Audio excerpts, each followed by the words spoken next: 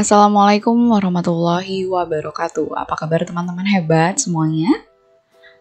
Semoga teman-teman semua selalu sehat dan selalu dalam lindungan Allah Subhanahu wa taala. Teman-teman, jumpa lagi dengan Budiana. Di minggu ini Budiana akan mengajar mata pelajaran IPA dengan materi pemantulan dan penyerapan bunyi. Namun, sebelum kita masuk ke materinya, alangkah lebih baiknya kita awali pembelajaran hari ini dengan membaca basmalah bersama-sama. Bismillahirrahmanirrahim. Sebelum kita masuk ke materi pembelajaran hari ini, Budiana mau review sedikit ya materi yang sebelumnya. Teman-teman masih ingat tidak apa saja sifat-sifat bunyi? Ya betul, sifat bunyi itu ada 3. Yang pertama, bunyi bisa merambat. Bunyi ini bisa merambat jika ada penghantar atau perantara.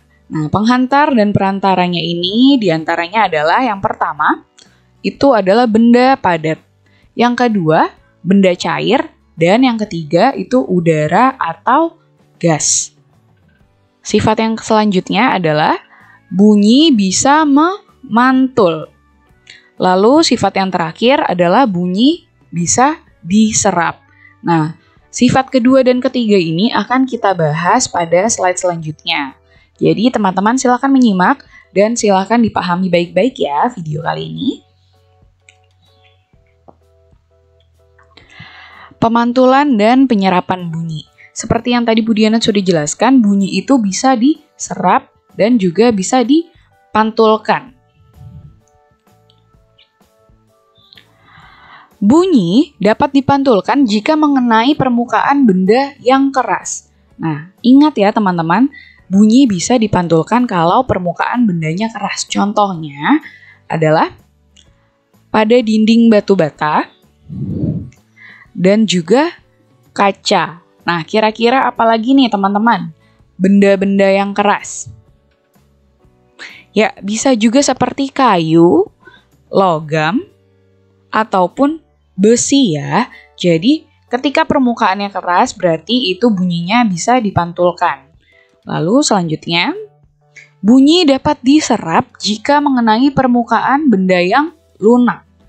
Contohnya, ada karpet dan juga spons. Coba Budiana mau tanya lagi. Kira-kira benda yang permukaannya lunak apa saja ya? Ya, betul. Bisa juga kain, bisa juga kertas, ataupun wall. Pernahkah teman-teman berteriak di lapangan? Kira-kira bunyi yang dihasilkan atau suara yang dihasilkan jelas atau tidak? Lalu pernah juga nggak teman-teman berteriak di kamar mandi? Bagaimana suara yang dihasilkan? Jelas atau terdengar kurang jelas? Lalu, apa persamaan dan perbedaannya? Budiana akan bahas ya. Untuk persamaannya, kedua jenis kegiatan ini sama-sama menghasilkan bunyi pantul. Namun, ketika teman-teman berteriak di lapangan, bunyi pantul yang dihasilkan dinamakan dengan gema, karena suaranya akan jadi lebih jelas. Tapi ketika teman-teman berteriak di kamar mandi, bunyi pantul yang dihasilkan dinamakan dengan gaung atau kerdam. Karena suara yang dihasilkan tidak terlalu jelas. Sampai sini teman-teman sudah paham? Kalau masih bingung, kita lihat di penjelasan selanjutnya ya.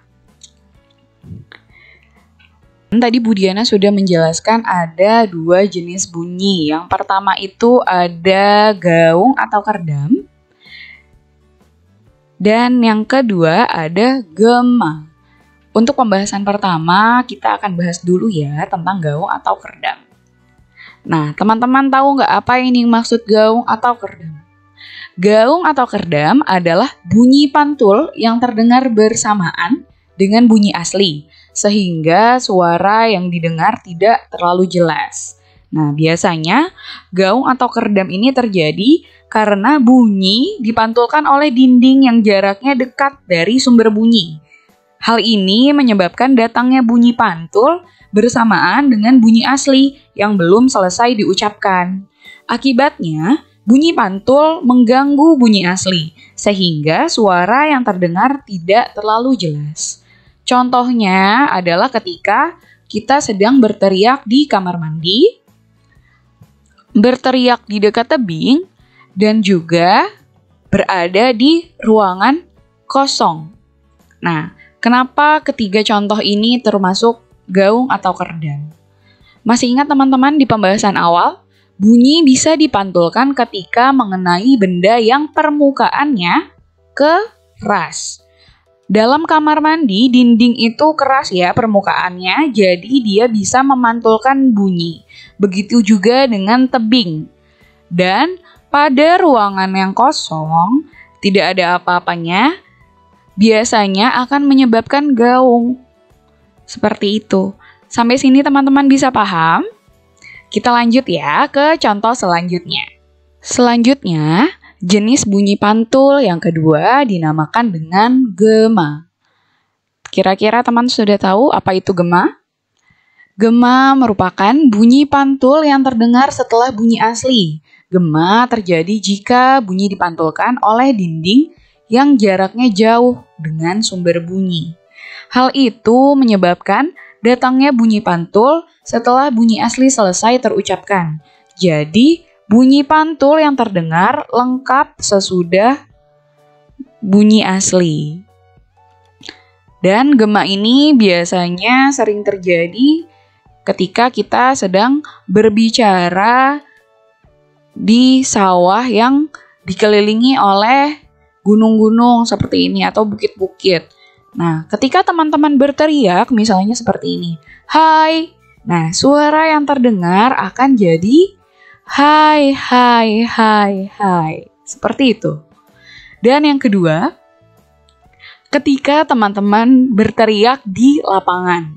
Dan yang terakhir adalah ketika teman-teman berteriak atau berbicara di depan goa. Oke, selanjutnya kita akan belajar tentang penyerapan atau peredam bunyi. Seperti yang Bu Diana sudah jelaskan di awal, bunyi bisa diserap atau bisa diredam ketika mengenai permukaan benda yang lunak. Benda yang lunak itu contohnya bisa berupa kain, kertas, karpet, wol, dan juga busa. Nah, contoh penggunaannya ketika teman-teman sedang di bioskop. Nah, pengelola bioskop menggunakan karpet dan juga busa tebal untuk mengurangi gaung atau keredam. Nah, busa itu dilapisi di seluruh permukaan bioskop, mulai dari dinding, karpet, hingga atapnya. Seperti itu. Lanjut lagi, penyerapan bunyi juga terjadi ketika di studio rekaman. Nah, supaya mengurangi gaung atau keredam tadi di studio rekaman, dindingnya juga dilapisi dengan busa supaya suara yang dihasilkan terdengar lebih jelas. Sampai sini teman-teman sudah paham? Oke. Kesimpulannya pada pembelajaran hari ini adalah sifat-sifat bunyi diantaranya dapat merambat, dapat dipantulkan, dan dapat diserap. Bunyi dapat dipantulkan jika mengenai benda yang permukaannya keras seperti kayu, batu, dinding, dan juga kaca. Bunyi dapat diserap jika mengenai permukaan benda yang lunak seperti kertas, karet, dan juga busa. Lalu ada dua jenis bunyi pantul. Yang pertama itu gaung atau keredam, dan yang kedua gema. Oke, sampai sini teman-teman sudah paham? Semoga penjelasan Bu Diana dapat dipahami dengan mudah ya oleh teman-teman. Teman-teman, kita sudah sampai di slide terakhir. Bu Diana mohon maaf apabila ada penjelasan ataupun perkataan yang salah Budiana sampaikan. Kurang lebihnya Budiana mohon maaf. Sebelum kita akhiri pembelajaran hari ini, alangkah lebih baiknya kita tutup dengan membaca hamdalah. Alhamdulillahirabbil alamin. Dan Budiana akhiri, wabillahi taufiq wal hidayah. Wassalamualaikum warahmatullahi wabarakatuh.